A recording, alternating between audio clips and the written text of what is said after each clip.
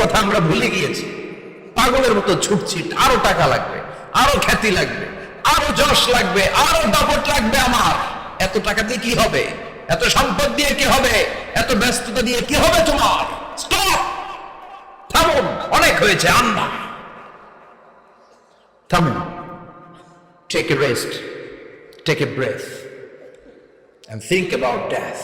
Think that you have to go back to your Lord. একটু বসেন না, একটু ভাবেন যে আমাকে চলে যেতে হবে, চলে যেতে হবে। এই কোলাহল, এই ব্যস্ততা, এগুলো থাকবে, থাকবো না আমি। সাইয়েদনা ওমর ফারুক বলেছেন, মুতু ক্বাবলা আন তামুতু, মরার আগে একবার মরো। হাসিবু ক্বাবলা আন তুহাসাবু আলাইকুম, তোমার হিসাব নেওয়ার আগে তুমি একবার নিজের হিসাবটা করো না। কাগজ বের করে একটু লিখো না, কি কি ভালো কাজ করছিলা, যেগুলো দিয়ে নাজাতের ওসিলা হতে পারে। 1 2 3, আর কি কি আকাম কুতাম করছো দেখো না, লিখে দেখো তোমার অবস্থাটা কি। মরার আগে একবার মরো। মরার আগে খাটের মধ্যে শুয়ে শটান করে চোখ বন্ধ করে একবার মরার ভান করে দেখেন কেমন লাগে। চোখটা বন্ধ করেন আর ভাবেন আপনি নাই, কি কি হতে পারে ভাবেন। আপনার ছেলে মেয়েরা কান্না জুড়ে দিবে, আপনার প্রাণের স্ত্রী বিলাপ শুরু করে দিবে, বন্ধু বান্ধবের চিৎকার মাতম, স্থানীয় এলাকার মসজিদে ঘোষণা, অমুক এলাকার নিবাসী অমুক ভাই অমুকের ছেলে অমুক দুনিয়ায় নাই।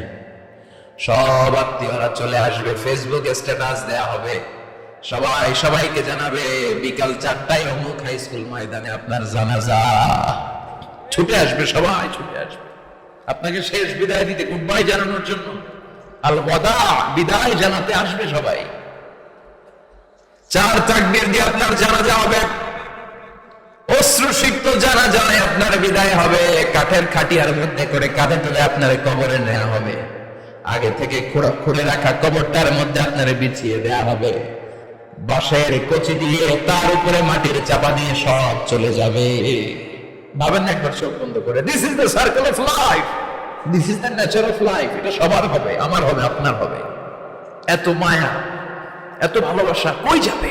কেউ থাকবে না, সবাই আপনার অন্ধকার কবরে রেখে দিয়ে চলে আসবে। উপরে বাঁশের কঞ্চি, তার উপরে মাটির চাপা, অন্ধকার আর অন্ধকার। এই অন্ধকার যেন শেষ হতে চায় না, শুধুই অন্ধকার, ঠিক কিনা? এজন্য আমাদের চলে যেতে হবে। দাদা গেল, চাচা গেল, মামা গেল, আমাদেরকেও যেতে হবে, জোরে কোন ঠিক কিনা? একদিন মাটির ভেতরে হবে ঘরে মন আমার, কেন বাঁধ দালান ঘর, প্রাণ পাখি উড়ে যাবে পিঞ্জরা ছেড়ে,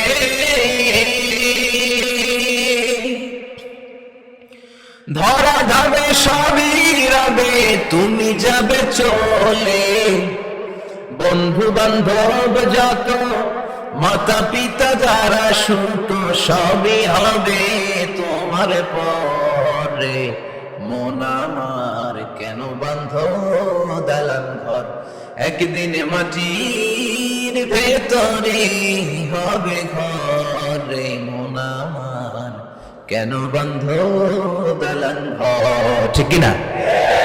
সব করে থাকবে, চলে যেতে হবে আমাদেরকে। এজন্য আখিরাতের কথা যেন আমাদের স্মরণ হয়। বিশ্বনবী বলতেন, নাহাইতুকুম আন জিয়ারাতিল কুবুর, আমি তোমাদেরকে কবর জিয়ারত করতে আগে নিষেধ করতাম, কিন্তু এখন নিষেধাজ্ঞা প্রত্যাহার করে নিলাম। এখন সব সময় তোমরা কবরের সামনে যাবা আর জিয়ারত করবা। কবরস্থানে যান তো? বড়ুয়া কৃষ্ণপুরের এই গ্রামের কবরস্থান আছে কোন দিকে? পূর্ব দিকে আছে, গোকুলার জলের ওদিকে। যান আপনারা? একটু যাবেন, একটু গেলে আখিরাতের কথাটা স্মরণ হবে। ওখানে ছোট শিশুরা শুয়ে আছে, কিশোর যুবকরা আছে, আপনার মতো তাগড়া যুবক, মুরব্বীরা আছে। এরা এই এলাকায় থাকতো, এরা আকাশ থেকে নেমে আসে না, এলাকার সন্তান আজ নাই।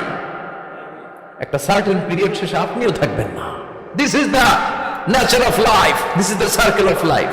ছোট্ট শিশু হয়ে এসেছিলেন, শৈশব, কৈশোর, যৌবন, প্রৌঢ়ত্ব। আগে ছিলেন সিঙ্গেল, বিয়ে করে হয়ে গেলেন ডবল। এরপরে আল্লাহ আপনাকে একটা মেয়ে দিল, এরপরে মেয়েকে বিয়ে দিয়ে শ্বশুর হলেন, এরপরে ওই মেয়ের করে সন্তান হতে নানা হলেন। আর কতদিন? অনেক দিন হলো তো, অনেক লম্বা সময় পেয়েছেন আপনি। Think about death. এবার যাওয়ার কথা ভাবেন, আখিরাতের সামানের কথা ভাবেন, ফিরে যেতে হবে। কি শক্তিশালী যুবক, বার্ধক্য চলে আসলে লাঠি ছাড়া চলতে পারে না। কুচকুচে কালো দাড়ি সাদা হয়ে যায়, দাড়ির শুভ্রতা, বয়সের ভার, রং ধরা যৌবন জং ধরে শেষ, ঠিক কিনা? This is the circle of life. যুবক ভাইরা, এটাই জীবন, চলে যেতে হবে, কেউ থাকতে পারবে না, ঠিক কিনা? এটা রিমাইন্ডার আল্লাহ সূরার ভেতরে দিয়েছে যে তোমাদেরকে ফিরে যেতে হবে, এই লোভ লালসা ছেড়ে দাও। রব্বুল আলামিন বলেন, আল্লাকুমুত তাকাসুর হাত্তা যুরতুমুল মাকাবির। ও গোলাম, দুনিয়ার সম্পদ, লোভ লালসা তোদেরকে পাগল বানিয়ে দিয়েছে।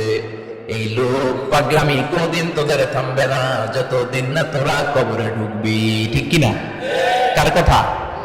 আল্লাহ বললেন, দুনিয়ার সম্পদ আর লোভ আর মোহে তোমরা গাফেল হয়ে গিয়েছো। আখিরাতের কথা বেমালুম তোমরা ভুলে গিয়েছো, কিন্তু আখিরাতে তোমাদের যেতেই হবে, কবরের বাড়িতে তোমাদের ঢুকতেই হবে, ঠিক কিনা? যেতেই হবে। আমরা ভুলে যাই। আলহাকুমুত তাকাসুর, অতিরিক্ত পাওয়ার লোভ, বেশি বেশি খাওয়ার লোভ, বেশি বেশি জমানোর লোভ মানুষকে গাফেল বানিয়ে দিয়েছে। এটা মানুষের স্বভাব। আরো চাই, আরো চাই, এই স্বভাবটা আছে না নাই? দেখবেন ছোট বাচ্চারা মসজিদের দোয়া অনুষ্ঠান শেষে জিলাপি দেয় না? বলে কৃষ্ণপুর কি দেয়? আগে বাতাসা দিত না, এখন কি দেয়? জিলাপি দেয়, মিষ্টি দেয়। তো মসজিদের 2-3 গেট থেকে যদি দেয়, ছোট বাচ্চারা দেখবেন এদিক দিয়ে কয়েকটা নেয়, নিয়ে আবার ওই গেটে লাইন ধরে। ওর হাত হলো ছোট হাত, ওর হাত ভর্তি জিলাপি, আর নেওয়ার জায়গা নেই, এরপর আরেক জায়গায় লাইন ধরছে। আরো লাগবে, আরো লাগবে, এই আরো আরো আরো চাই, এই স্বভাবটাই মানুষকে কুড়ে কুড়ে শেষ করে দিয়েছে। এত লাগবে কেন? তুমি চাহিদার কোনো শেষ নাই, unlimited demand of human being.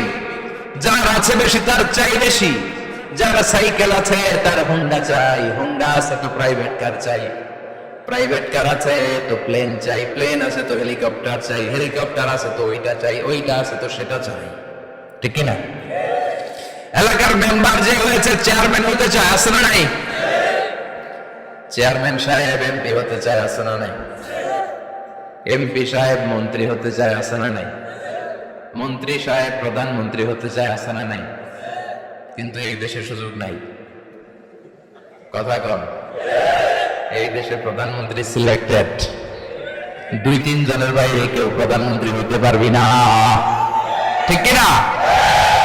আমার এই জীবনে আমি 2-3 জনকেই দেখলাম। বেগম খালেদা জিয়া, মাননীয় প্রধানমন্ত্রী শেখ হাসিনার ছোট্টবেলা দেখেছি এরশাদকে, আমরা তখন ছোট। তো মানুষের চাহিদার কোনো শেষ নাই, যার আছে বেশি তার চাই বেশি। এজন্য বিষ্ণু বলেছেন, উনজুরু ইলা মান হুয়া আসফালা মিন, তোমার চেয়ে যে খারাপ আছে ওর দিকে তাকাও। ওয়ালা তানজুর মান হুয়া আ'লা মিন, তোমার চেয়ে যে ভালো আছে ওর দিকে তাকাও না, তোমার চেয়ে যে খারাপ অবস্থানে আছে ওর দিকে তাকাও। অনেকে নিজের অবস্থান নিয়ে সুখী না, এরকম আছে না নাই?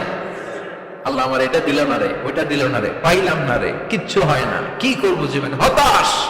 আসলে আছে কিন্তু অনেক, কিন্তু শুকরিয়া নাই, ডাকাত, ঠিক কিনা? নিজের অবস্থান নিয়ে সুখী না, কিন্তু অনেক লোক আছে তারা আপনার অবস্থানে পৌঁছতে চায়। তাদের দিকে তাকিয়ে দেখেন, আপনি যে অবস্থানে আছেন এই অবস্থানে পৌঁছাটা অনেকের কাছে স্বপ্ন। তারা প্রতিনিয়ত সংগ্রাম আর স্ট্রাগল করে যাচ্ছে আপনার অবস্থানে পৌঁছতে, আর আপনি এটা নিয়ে সন্তুষ্ট না। শেখ সাদির নাম শুনেছেন? বালাগাল উলা কাশাফাত দুজা, এই কবিতাটা রচয়িতা ইরানের বিখ্যাত এক কবি। উনি একবার আর্থিক সমস্যার মধ্যে দিয়ে সময় কাটাচ্ছেন, টাকা নাই, পয়সা নাই, পায়ে দেওয়ার মতো জুতা নাই। উনি খুব দুঃখ পেলেন, হায় রে, আমি ইরানের এত বড় কবি, আমার পায়ে দেওয়ার মতো জুতা নাই।